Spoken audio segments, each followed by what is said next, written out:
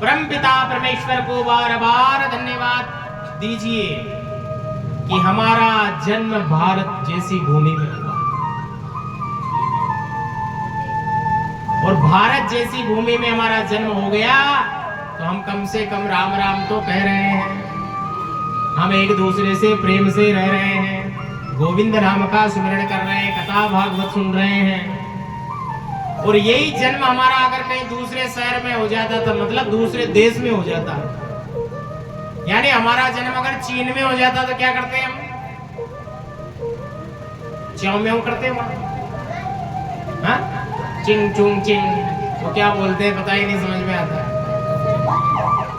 तो बताओ भगवान को धन्यवाद देना चाहिए कि नहीं कि हे गोविंद आपने हमारे को इस भारतवर्ष की पवित्र भूमि में हमारा जन्म करा दिया, हम आपको बार बार प्रणाम करते हैं गोविंद।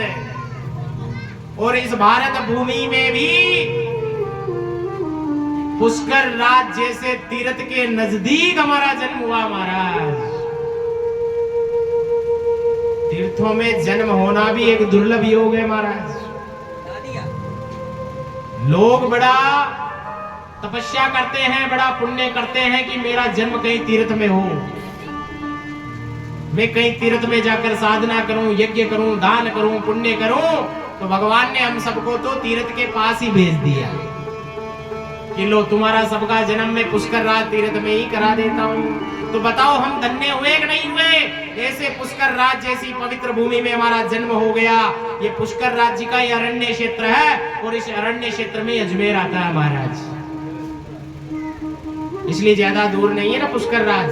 पुष्कर राज अपने पास में ही है। वैसे तो हमारे घट में ही पुष्कर राज है, प्रत्येक घट में विराजमान है।